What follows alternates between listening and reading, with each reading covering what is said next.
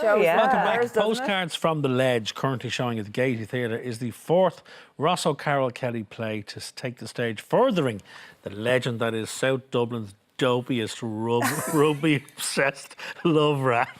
Dopiest, I love that. And who else could take on this legendary role other than Rory Nolan? Good morning to you. What an introduction. Of course, he plays Ross O'Carroll Kelly. And by the way, sorry, the end of that is very important. 10 years ago was when it all kicked off. 10 years ago, yeah. Yeah, the first show we did was called The Last Days of the Celtic Tiger. That's right, yeah. Which was kind of, when you look back now, because we were very much in the throes of the Celtic Tiger at the time, it was kind of prophetic.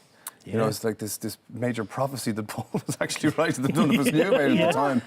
So, yeah, 10 years ago, it's funny to think of it being that long ago. We're all a little heavier and a little bolder and what have you now, but that's just the character. And that's just the character. Well, that's actually me. You've had to do that to keep up with the character, because you're so method. Absolutely. I know you've so evolved. Yeah, exactly. Yeah, we shared a dressing room in the Gaiety for a number of months. That's right. 12 years ago. What was that production? It was Shay Healy's musical, The Wireman, with the Dubs against the Cultures. He was the head of the Cultures and I was the head of the Dubs. We came to Loggerheads all the time on the stage. We did, over the land. Very dramatic. Over the land, okay. But the Gaiety Theatre, where we did The Wireman, it's to me, it's the most beautiful thing in the world. It's stunning. I love it. It's a joy to play those. It's beautiful. I mean, I get to stand on it every day, and you know, I like to go out onto the stage before the audience come in and have a look at it, because it's just sublime. Yeah, you know, it is. It's beautiful old Victorian theatre. It's like looking at some ornate, beautiful jewellery box.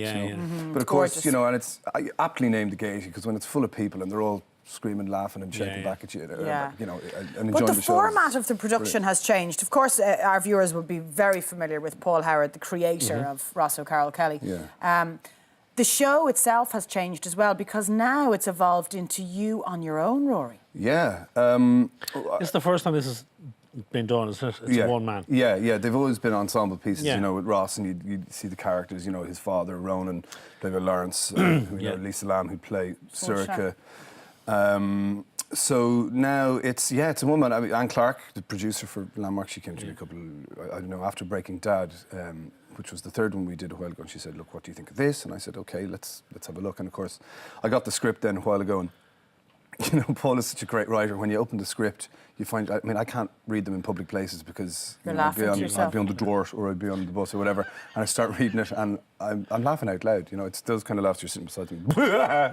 You find yourself doing that because it's such a treat, you know, when you get to open them up. But going from, I mean, you've done so much theatre, but that one-man show is a different ballgame altogether. It is, absolutely. Yeah. How did you go about, first of all, getting that material in here?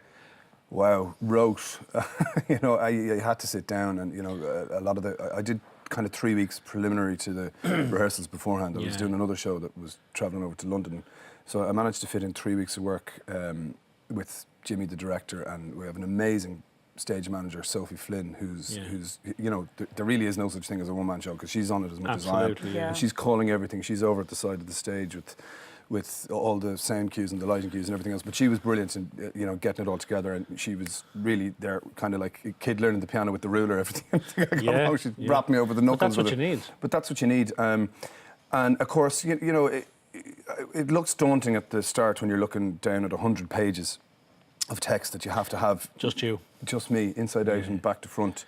But, you know, Paul's writing is really good. It's really funny. The story follows a really clear line. The jokes are hilarious, you know what I mean? So you're kind of, and there's bits in the show that, you know, I know are coming up, the audience don't. And it's joyful. And it's joyful, it's completely joyful. That's the best word for it. In terms of the story, Rory, see what I did there? Huh? I can only apologise. Oh, Lord. Where are we now in terms of, like, where's the play set? Because followers will have followed the characters through. Yeah, so the play is actually set in 2029. Right, OK. Ireland is going through another economic boom, which suits Ross right down to the ground. Yeah. He's the managing director of Hook, Lion and Sinker, which is Ireland's largest and most despised estate agency. Genius, isn't it? Circa has this new job now. She's the Taoiseach. And we meet Ross. He's at a house location. He's there to value a house for a client, and he's waiting for the client to turn up in less than salubrious part of the world according to Ross. So he's there to show off the house in Sallynoggin in South Dublin, and it turns out, it transpires that the house was where he grew up. So it's his childhood home. Well, it's his such a childhood clever home. premise. It's very clever, yeah. But it also turns out to be the day of his daughter Honor. It's the day of her wedding. So she's getting married to a guy who he just does not. Not happy about. Does not agree with this at all. What's wrong? You have to come and see the show. You know what I mean? Don't have let's to just wait say, too like, much. he was always afraid that Honor might end up with someone like him, which would be a nightmare.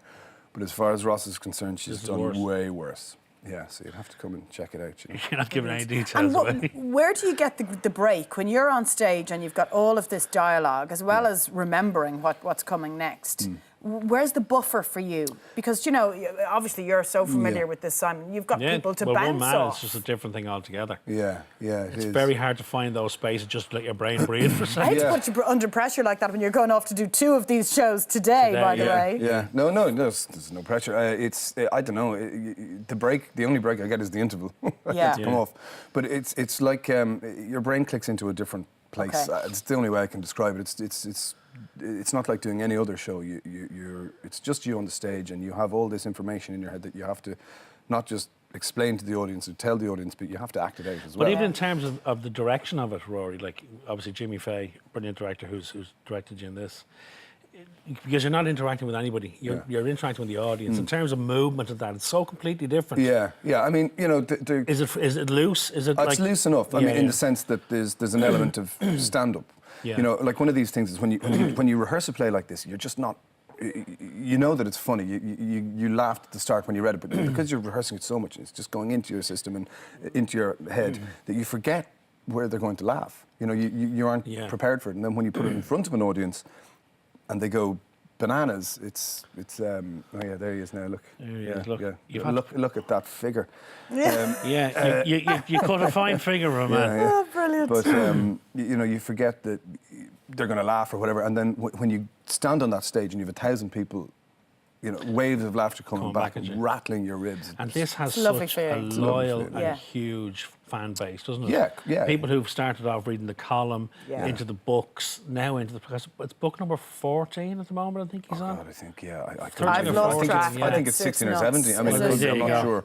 But it's testament to But there's Paul. a huge fan base that come to see you on the show. Yeah, a huge fan base. But also, there's an awful lot of people come to see these shows that would say themselves that they wouldn't be that well versed in the theatre. Yeah. And that's fabulous as well. It's great to see, a people new audience coming to in. theatre. And I've had a lot of people who come to these shows who say, "Oh, what's your next thing?" And I'd say, "Oh, we're doing a Tom Murphy play with Drood, or we're doing Waiting for Godot in the Hour," or whatever it is.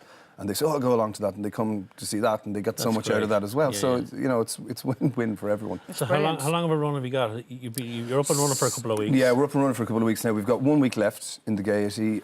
We've got 2 shows today, obviously, and then we run from Monday through to Saturday, November 11th. Wouldn't you love to meet the person who invented matinees and just slap them across the face? When you're doing the one-man show, It's unbelievable. Yeah, it's I know. going. It caters for course audiences it that does, can't maybe get out in the evening, and that's great. But this, coming to the end of a long week, you're kind of looking down the barrel at 2 shows.